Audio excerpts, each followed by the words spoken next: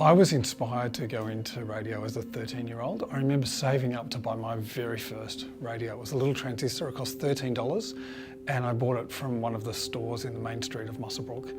And I used to love listening to radio. I used to love hearing voices from all over the place and listening to different music, and I think I got the radio bug then as a child. And then as I grew up, I experienced radio in different ways. Another turning point was in 1989 and tuning in to this radio station and hearing the coverage of the earthquake and thinking, wow, there's something extraordinary about that radio station. The fact that it is really at this point in time the central hub of this community. It's bringing everyone together, it's telling everyone what's going on. And at that point I was a 19-year-old. I really knew that's what I wanted to do. I was quite inspired by that point to really get into it. I started in radio through the Uni of Newcastle, and in my final year I had to do some work on a major project, and so I did something on rev heads in Newcastle and produced a 5-minute package which was bought by Triple J and Radio National. And so I kept knocking on the door of the ABC. I knocked on the door 10 times. I applied for 10 different jobs in the ABC and got knocked back every time. And then in my holidays, I'd go and do work experience in different ABC stations around the country. And one day, out of the blue, I rang the Newcastle news editor, Nick Talbot, his name was, and said, do you have any jobs going? I'd phoned him many times. He knew who I was by this point. I was just ringing up out of the blue. He'd found out about an hour before that his journalist in Muswellbrook was leaving and he didn't know how to fill the vacancy. He couldn't find anyone who knew the place. He couldn't find anyone who wanted to go there. And I said to him, I grew up in Muswellbrook. I know the place well. I'd love to go back. And he said he nearly fell off his chair. He was so excited that he'd found someone. So that's how I started. So I started in the Muswellbrook newsroom, reading news and writing news as a one-person journalist newsroom. So it was a good place to start because you've got to generate all of your own contacts and all of your own stories. And it's still a place that I fondly remember, and when I go there I still bump into a lot of the people that I interviewed all those years ago. River Stories is a story about the Hunter River, starting from the beginning of the river in the Barrington Tops all the way down to Newcastle Harbour. And this is a story that started when I first joined the ABC in Muswellbrook. I got this idea about the river. I wanted to do something on the river. And as someone who'd grown up in Muswellbrook, I'd experienced the river in floods. I'd seen fires rage around the river. I'd met farmers who worked on the river. And so I came up with this idea of doing a radio series.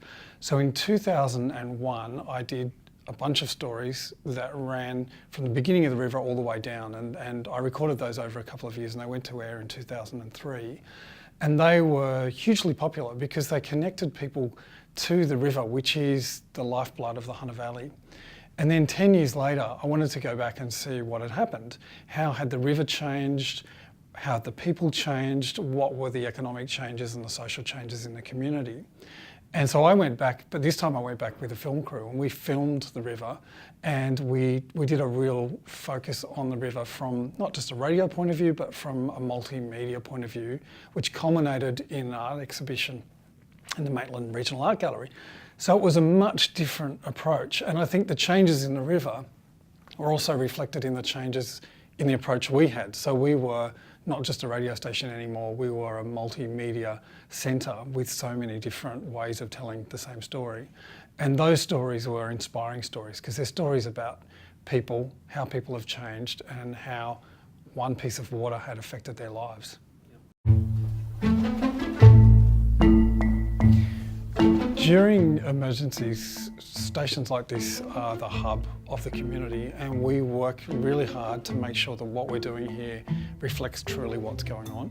And we use every single element of the radio station and of the people who work here. So we use our multimedia capabilities, we get out and we take photos, we make sure that the audience is involved.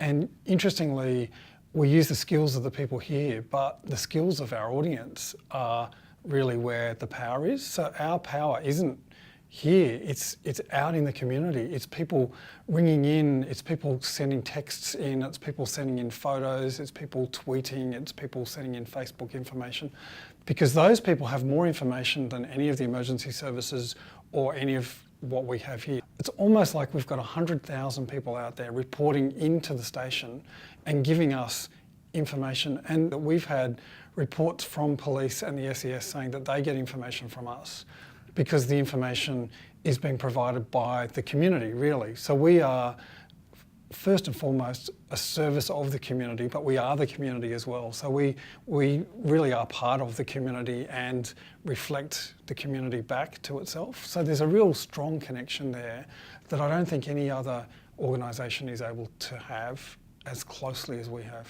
The ABC's focus is to be innovative and to really be at the forefront of digital storytelling and storytelling of any type. At the end of the day, taxpayers pay for the service here, and we want to make sure that service gets out to as many people as possible, whether they're in Newcastle or Lake Macquarie, or whether they're in the Hunter Valley or even overseas. We want to try and broaden out that appeal as much as we can.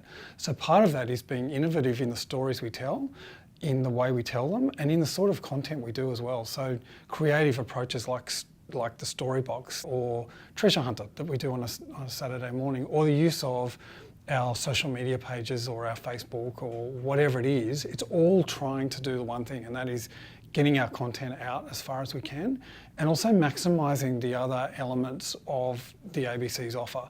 So making sure that if we can use our video journalists to get content into the 7 o'clock news in Sydney and right across New South Wales, or even nationally.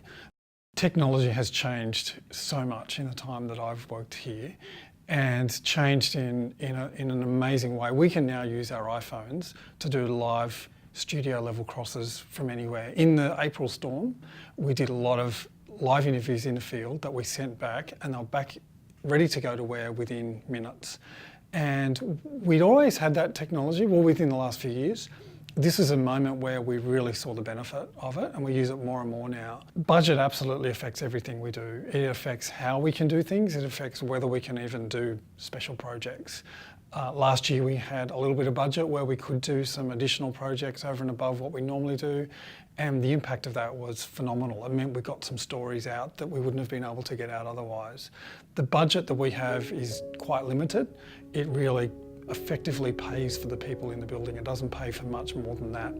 And so we have to make sure that our budget does what we're asked to do here, which is tell the stories, reflect the community, do the sort of things that the ABC is expected to do. The budget well and truly influences how creative we can be, because it means sometimes we can't do creative stories that we want to do or special projects we want to do. What I would say about people here though is that they'll often go over and above their own time. They'll spend their own money, they'll go and do things in their own time.